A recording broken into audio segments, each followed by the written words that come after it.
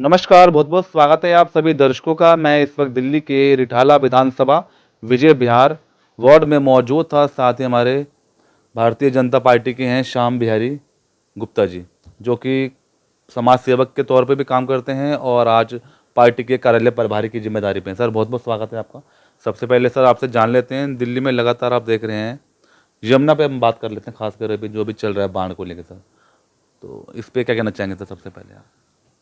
देखो, यमुना में पिछले सालों में भी बाढ़ आई है। जी बिल्कुल सर। पर पिछले सालों में इतना पानी नहीं छोड़ा गया पीछे से, जितना जो है इस बार छोड़ा गया है। उसके बाद भी वो स्थिति नहीं है जो पहले होती थी। बिल्कुल सर। मैंने उस समय भी देखा है जब मॉडल टाउन डूब गया था। बिल्कुल बिल्कुल सही कह रहे हैं। ठीक है ना जी। क्यों पहले काम नहीं हुआ जमुना के ऊपर। इस सरकार के आने के बाद जमुना में की डेप्थ बढ़ाई गई, उसमें से कचरा हटाया गया, बिल्कुल सर। जिसके कारण से जमुना का फ्लो बढ़ा है। और फ्लो बढ़ने की वजह से वो पानी से दिल्ली का बचाव हो सका। मगर प्रवेश वर्मा जी मंत्री हैं, वो कहते हैं ऐसा कोई खतरा नहीं बना वहाँ पे सर। हाँ, तो दिल्ली में आप ये देखो ना जी कि अगर जो है पहले जो है अगर 2.25 लाख क्यूसेक पानी एक दिन में छोड़ा जाता था तो जमुना खतरे के निशान से ऊपर पहुंच जाती थी। आज जो है हर घंटे कहते हैं 2.25 लाख क्यूसेक पानी छोड़ा जा रहा है। उसके बाद भी जो है ज्यादा दिल्ली में प्रभाव नहीं है उसका। अच्छा, श्याम बिहारी गुप्ता जी, आप जैसे राजनीति में भी हैं, कई सामाजिक गतिविधियों से भी जुड़े हुए हैं आप, तो थोड़ा सा अपने बारे में बताएंगे सर, कहाँ कहाँ आपका जुड़ाव है सर? मैं भाई साहब रामलीला कमेटी में भी हूँ, 2-3 रामलीला कमेटी से साथ जुड़ा हुआ हूँ। और बाकी जो है मैं अपने RWA का जो है प्रेसिडेंट हूँ। हाँ जी, RWA का प्रेसिडेंट हूँ। सोशल एक्टिविटीज़ में अभी हमने साप्ताहिक हनुमान चालीसा पाठ का वो रखा है ताकि बच्चों में हम संस्कार जागृत कर सकें, उनका जो है धर्म के प्रति लगाव हो सके, ये सोच करके किया। और उसमें हम सफल भी रहे। मतलब जब हमने शुरू किया तो 20 आदमी, 15-20 आदमी थे।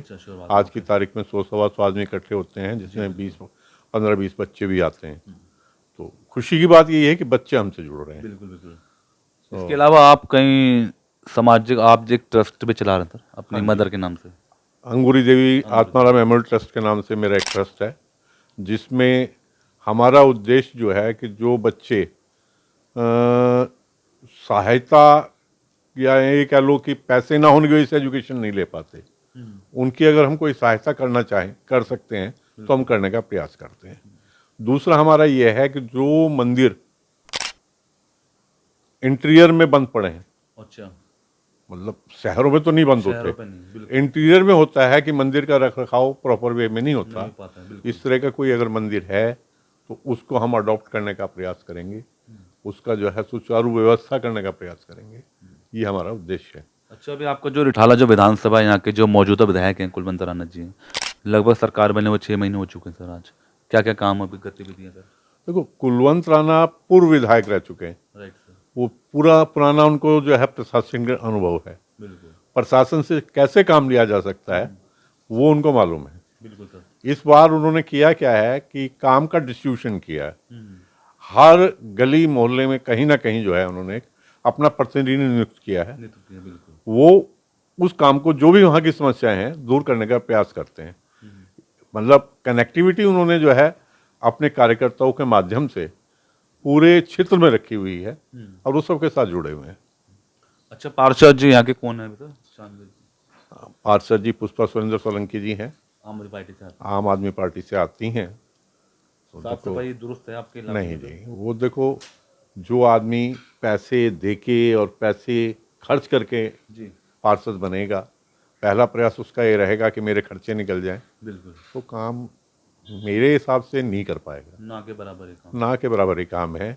पहले उम्मीद थी, हमारे अवंतिका वासियों को तो बहुत उम्मीद थी, सुरेंद्र जी का नाम था कि वो काम करेंगे, पर जब से वो पार्षद बने हैं, जी सर, जब से कोई काम मेरे ख्याल हमारे क्षेत्र में नहीं हुआ। थोड़ा बहुत जो काम अब प्रारंभ हुआ है कुलवंत जी के आने के बाद। अच्छा, अब सवाल ये भी कर लेते हैं, अभी प्रधानमंत्री जी की माता जी को लेके भी जो आप शब्द, जो भाषा यूज़ की है कांग्रेस द्वारा सर, इसको लेके भी लगातार आप प्रदर्शन कर रहे हैं जगह जगह पे? दरअसल ये बौखलाहट है, मेरा मानना ये है। बौखलाहट मानते हैं आप? हाँ, इसको बौखलाहट मानते हैं कि उन लोगों को रास्ता नहीं सूझ रहा है। इतने ज़्यादा काम हो रहे हैं, इतना ज़्यादा डेवलपमेंट हो रहा है, इतनी ज़्यादा एक्टिविटीज़ हो रही हैं कि उनको लगता है कि हम द्वारा कहीं हमारा स्कोप नहीं है। और बौखलाहट में आदमी क्या करता है, गाली गलौज पे ही उतरता है। बिल्कुल। तो कांग्रेस और बाकी लोग भी जो है सिर्फ उसी गाली गलौज पे वो बौखलाहट में उतरे हुए हैं कि उनको कोई रास्ता नहीं सूझ रहा कि कैसे हम मोदी को रोक सकें। मगर बिहार चुनाव में राहुल गांधी जी कह रहे हैं कि वो जो वोट चोरी जो लगातार आप देख रहे हैं कि वो वोट चोरी अधिकार को लेके भी लगातार वो अभियान चला रहे थे, वो इस तरह से उनका आरोप है।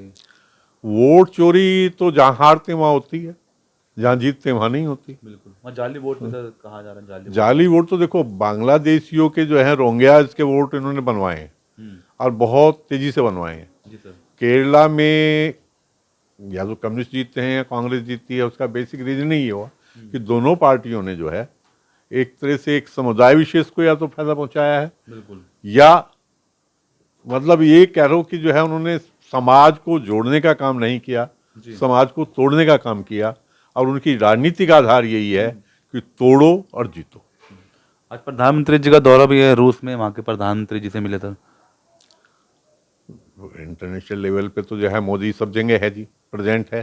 देश और विदेश जब ट्रंप ने जो है 50% टैरिफ लगाया है, बिल्कुल। तो उसके खिलाफ जो है अपना बचाव करने के लिए हमें कुछ ना कुछ एक्टिविटी करनी ही थी। तो कहीं नहीं लगता बौखलाहट है आज तो अमेरिका में तो अमेरिका में तो पूरी तरह से बौखलाहट है जी। ट्रंप को अपनी कुर्सी खिसकती नजर आ रही है। 25% टैक्स बढ़ा दिया गया था आज। देखो, ट्रंप को लगता है मुझे वापस लेना पड़ेगा। ट्रंप लेना ट्रंप की पड़ेगा। सोच ये है। अब तो ट्रंप भी बौखलाया हुआ है कि मैं क्या करूं। बिल्कुल सही बात। हिंदुस्तान जो है सुपर पावर के तौर पे बढ़ रहा है और आने वाले दिनों में जो है वर्ल्ड का जो है लीडर वो हिंदुस्तानी होगा, ये मेरा मानना है। ठीक है, और कुछ मैसेज कुछ देना चाहेंगे श्याम बिहारी गुप्ता जी दर्शकों को, एक छोटा सा मैसेज? भाई मैं तो जो है हिंदुओं को तो एक तरह से कहना चाहता हूँ कि संगठित रहो, बिल्कुल। सब संगठित होकर काम करो और अपना व्यक्तिगत लाभ की बजाय राष्ट्रहित के बारे में सोच के काम करें। बिल्कुल सही बात।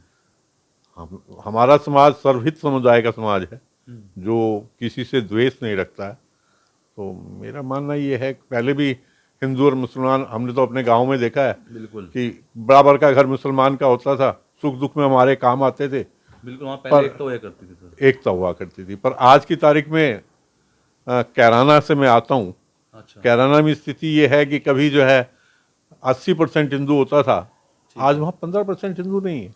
तो ऐसा क्यों इस तरह से भेदभाव जो ये भेदभाव नहीं है, ये गुंडागर्दी और वो उसके बेस पे हुआ। लोगों ने जो है मतलब जो है उनको थ्रेटिंग मिली।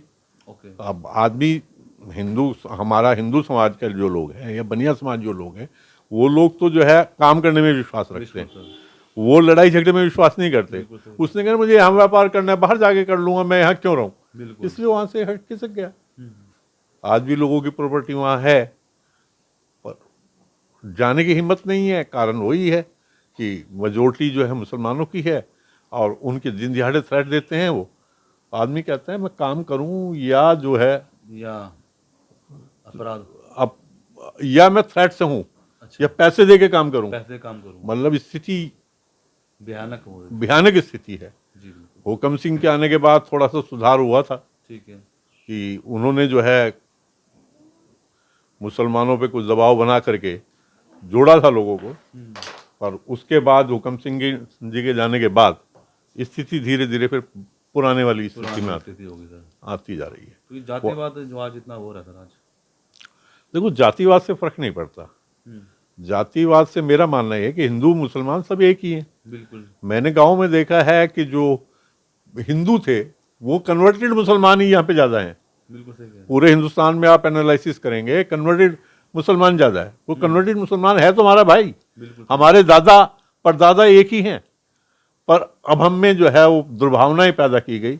एक बटे नहीं है, बांटा गया है। बांटा गया सर, हाँ, बटे नहीं है, बांटा गया है। माइंड डाइवर्ट हो गया। हाँ, माइंड डाइवर्ट किया गया है कि धर्म के प्रति उनको जो है कट्टर बनाया गया। और धर्म क्या है, धर्म भी अपने हिसाब से मोड़ किया गया। अगर धर्म को पढ़ोगे तो धर्म में इस तरह की बातें नहीं है जो उस धर्म में अब आज हो गई हैं। मगर आज लव जिहाद का मुद्दा आप लगातार देख रहे हैं, केसेस छोटे छोटे बच्चों के साथ। देखो, वो तो एक स्टर्दी है, वो स्टर्दी है। वो मेरे एक मित्र थे, वो कहा करते थे, प्रोपेगेंडा सेक्रेटरी थे कांग्रेस के। जी सर। वो ये कहा करते थे कि मुसलमानों के दुश्मन मुसलमान है। मैंने कहा भाई वो कैसे, माउंटेन से वो कह रहे हैं वो कैसे। तो वो कहते थे कि जो है अगर 20 साल 25 साल मुसलमान चुपचाप बैठ जाएं तो राज हमारा होगा। अच्छा। हिंदुस्तान एक डेमोक्रेसी मुल्क है, तो अगर हमारी आबादी बढ़ेगी, हमारा समुदाय बढ़ेगा, तो राज तो ऑटोमेटिकली हमारा होगा, राज हम ही करेंगे। बिल्कुल। तो इसलिए वो कहते हैं कि जो है मुसलमान को सिर्फ जो है एक प्रक्रिया की तौर पे चलना चाहिए कि जो है अपना समाज कैसे बढ़े, और उसी थ्योरी के ऊपर मेरे हिसाब से आज वो लोग चल रहे हैं कि कैसे कम्युनिटी में बढ़ावा दें, और कैसे जो है लव जिहाद भी एक उसका हिस्सा है। बहुत बहुत धन्यवाद आपका सर, श्याम बिहारी जी। तो यह थे हमारे साथ श्याम बिहारी गुप्ता जी, स्टार सिटी के साथ मैं जितेंद्र गुप्ता।